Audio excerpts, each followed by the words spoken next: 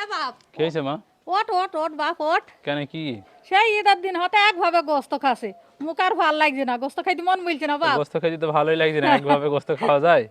তো তাই তো বলছে বাপ, তাই সৈন্য ডাটা পেড়ি দাও গা, সৈন্য ডাটা আনবো। তো চলো, ভালোই তো লাগবে সজনে ডাঁটা খেতে। হ্যাঁ আইসো।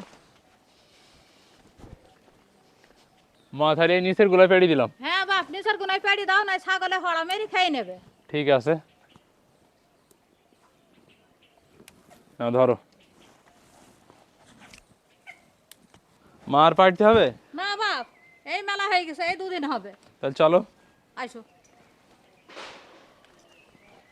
এবার ডাটা গোনা কইটে নেছে।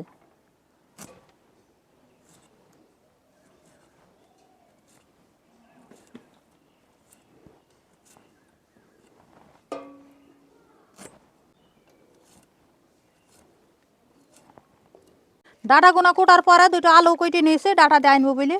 এবার মশলা বেটে নিচ্ছে, মশলা নিয়ে নিচ্ছে ধইনা জিরে। ও মা, তাহলে কি শুধু নিরামিষই রান্না করবা?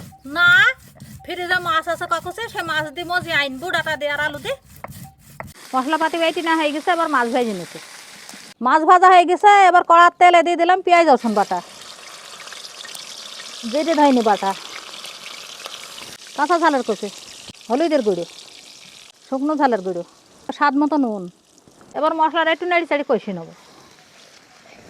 মশলা কষি নেওয়া হয়ে গেছে, এবার আলু আর ডাটা দিয়ে দিলাম। এবার আলু আর ডাটা ভালো করে আউজি নেবো। আউজি নেওয়া হয়ে গেছে, এবার পরিমাণ মতন মদি দিলাম।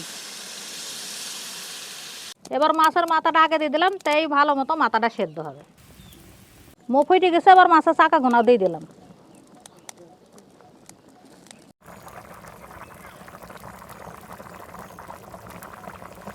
এই যে আলু সেদ্ধ হয়ে গেছে, ডাটাও সুন্দর সেদ্ধ হয়ে গেছে। এবার জিরে গুঁড়ো ছিটে দিয়েছে, দিয়ে নামিয়ে নেবো। রান্না হয়ে গেছে সজনে ডাঁটা আর আলু দিয়ে পাঙ্গাস মাছের তরকারি। বাবা রে বাবা, এখন তো একটু শান্তি করে ভাত খাবো। কারণ একটা কথা আছে না, যে বেশি ভালো ভালো না। এই ঈদের মধ্যে কয়েকদিন থেকে শুধুই গোশ আর গোশ খাচ্ছি, তার মুখে ভালো লাগছে না, মুখ যেন বেস্বাদ হয়ে গেছে। আর এইভাবে মানে সজনে ডাঁটা দিতে এমনি বেশ ভালো লাগে, মুখে স্বাদ লাগে খেতে। আর ঈদের মধ্যে যে খাওয়া হইলো, মুখটা একদমই বেস্বাদ হয়ে গেছে, তার ভিতরে এইভাবে খাইতে পারছি, মানে স্বাদটা যেন আজ একটু বেশি বেশি লাগবে। আর শান্তি করে তো খাবোই। বিসমিল্লাহ।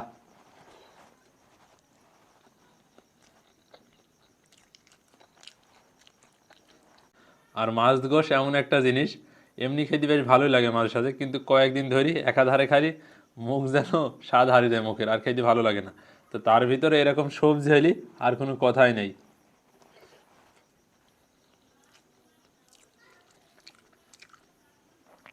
সজনে ডাঁটা তো সবই খেতে ভালো লাগে, সজনে ডাঁটার পাতলা ঝোলটাও কিন্তু হেভি সুন্দর লাগে।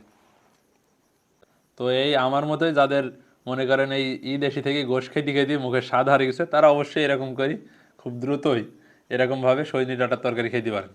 আশা করি বেশ ভালোই লাগবে, আমার তো বেশ ভালো লাগে। আর সজনে ডাঁটা এখন বাজারে পাওয়া যাচ্ছে, তবে দামটা একটু বেশি।